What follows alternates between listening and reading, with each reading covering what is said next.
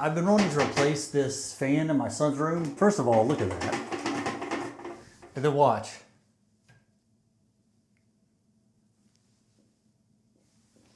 Hold on. Now it's not even freaking turning on. He said it would take a while to start, but now it's not even starting. Let's see if we can get that down and see what's up there. Still not on. Let's just, what is this? Oh, so I guess the little hooky doos is a common way to start these things. This is gonna be a pain. Let's get this thing down. I was hoping to take this thing straight down from the bathroom, but I didn't see how to do that. But I do have access in the attic above. So let's go up. See that white tube and the silver tube? The silver tube is what's connected to the vent. All right, try not to smash my head on a nail. I'm gonna straddle the, I hate this, dust. All right, there it is. Yay! I need a flathead screwdriver. Let me go get a screwdriver. Whenever working in an attic, I'm going to give you one piece of advice, which, you know, will be obvious to people who've done this kind of stuff, but some people are doing stuff for the first time. Don't step between the joists. Like if you step down in there, that's just drywall. You can fall right through. Also, don't ever trust random pieces of board you sit to walk on. I mean, yeah, that one's fine, but sometimes they're not actually connected. If it's cantilevered over the edge, you can step on that. The other end comes flying, you go through the drywall. Right below me is just the bathroom. So what, that's like an 8-foot fall. But over there is the entryway to my house, which is a 2-floor thing. So 8 foot plus 9 foot plus the thing in between, that's like an 18-foot fall if you fell through there. So be careful. I don't know why I brought this screwdriver. I could have brought a real drill.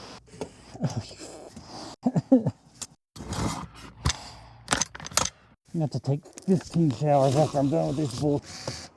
Are you kidding me? I need a different drill. How did I get down in here? That's not real clear. I'm coming back down into the hole. My original air vent was supported on either side by these 2 metal straps that would expand to hit either side of the floor joists. With the first one free, I lifted up the box and undid the electrical connection, and then I was able to pop off the exhaust tube side, which gave me access to the 2 bolts holding the other side, and I finally got this thing out. And you get a voiceover instead of hearing my cussing as I was trying to get this done while wedged between the roof and the air duct. Let's get out of here. And this is what we're going to replace it with. This is the Lumary. Before we go further, the name of the product is Lumary. I call it Luminary several times in this video, but it's Lumary. There is no added I. If you would like to check it out, there is a link in the description and pinned to the top comment. This company actually emailed me and asked if I wanted to test out any of their products, and I looked through their Amazon page and found this. Now this works for what I want it for particularly well. There's only one switch currently that turns on the fan because the light's separate in the bathroom. So this will be good because it'll provide an extra light, which will hopefully, if it looks like I think, will be controlled by a remote control. Or maybe even voice activated. Imagine you're just singing in the shower. What would be a song like? I don't know, a song where you say the words off and all of a sudden the light turns off. What song says off? Let's see what we got. We can help. Oh look, it's the template for cutting a hole. A luminary. Remote mounting brackets.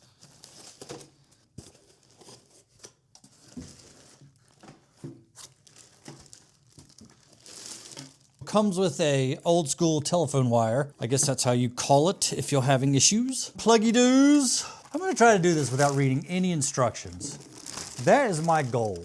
Oh look, this hooks up the phone goes to this thing. But none of this matters right now. We just need to go get that in the hole. Okay.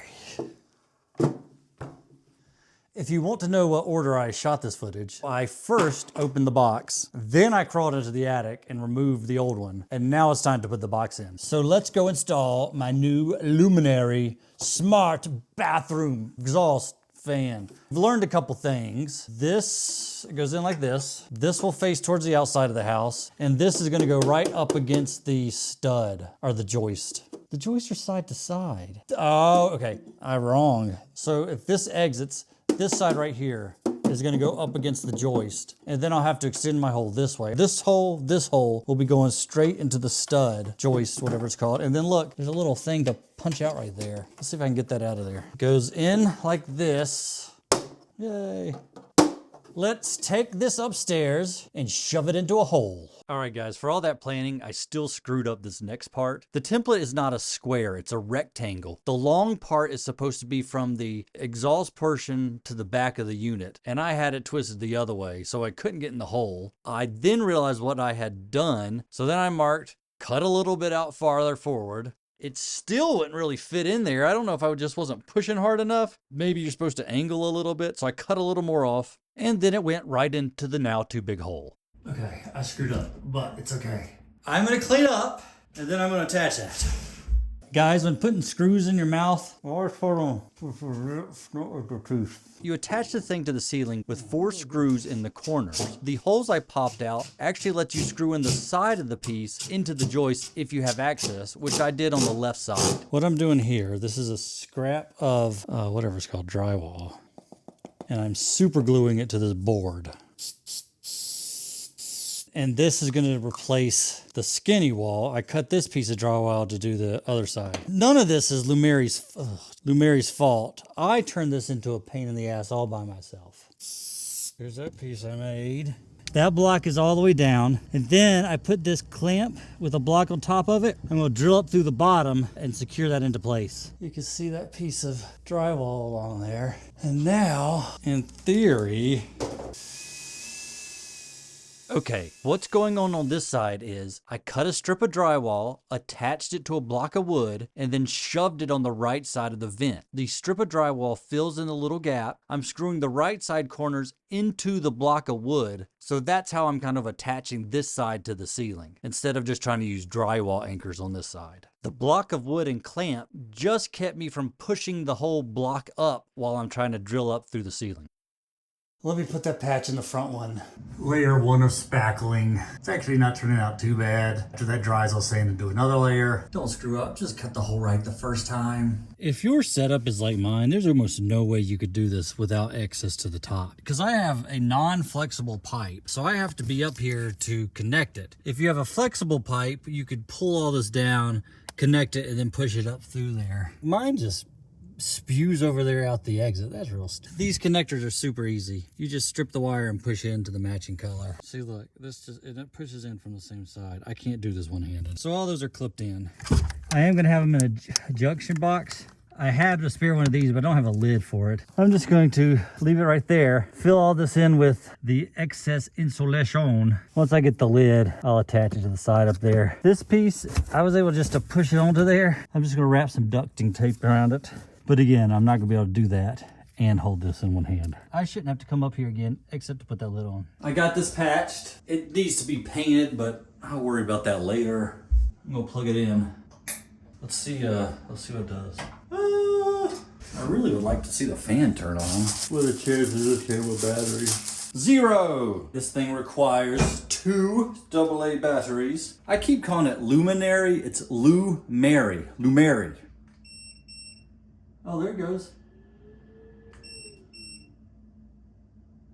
Oh, that's a good fan. Let's turn this off and do the final installation. There's these little tabs. I'm pretty sure that what I'm gonna do is to shove these things. Oh, let's try it. Let's see if we can see this side here.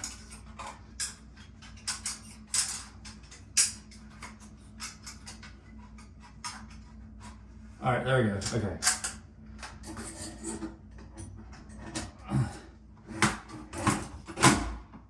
Look at that. Way more solid than the other one. And let's turn it on. If you don't have access to your attic, the way mine was installed would have been impossible to do by myself. I mean, I got the plate off. I would have had to cut the old one apart from the hole and pull the pieces out in order to get it down. And then mine having that metal exhaust vent, that would never have pulled to the hole. So I couldn't have gotten it hooked up and pushed back into the ceiling. Now, if you have a flexi vent attached to your old one and you could pull it out, you could push it in and do it, but definitely easier if you can get to it from above. Make sure you cut the hole to the right size. Let's see how this thing works. If you turn it on by the switch, it just goes to light. And then you use the remote to turn the fan on.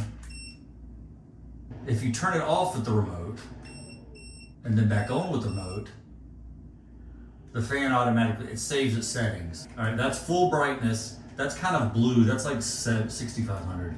So let's kind of bring it down to more of a normal color light. So by itself, this would be fine. It's not, it wouldn't be ideal for a full bathroom. Definitely as a secondary light and with a fan, it's a good light.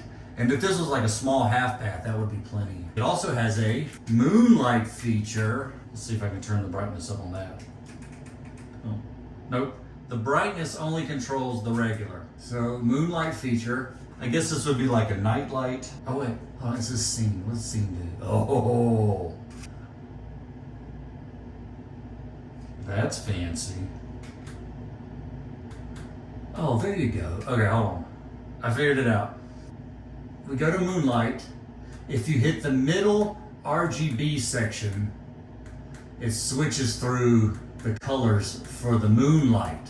If you go to the scene button, it does the RGB colors so you can see it all to create a mood. You can flip through the scene options.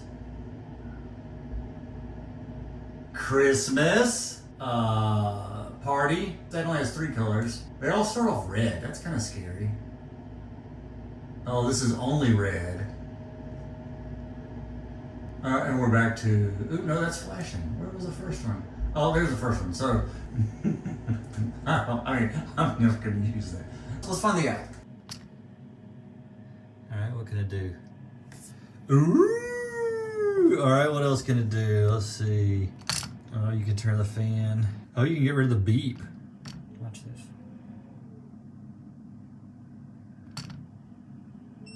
While I'm perfectly happy to use this device with just the remote, the app really does let you customize a whole lot of settings, including if the fan makes noise when you turn it on and off. You can sync music to it so it'll vibe with the music. You can set a timer for how long the fan turns on, and you can set the initial settings for when you turn your light on and off. For finishing touch.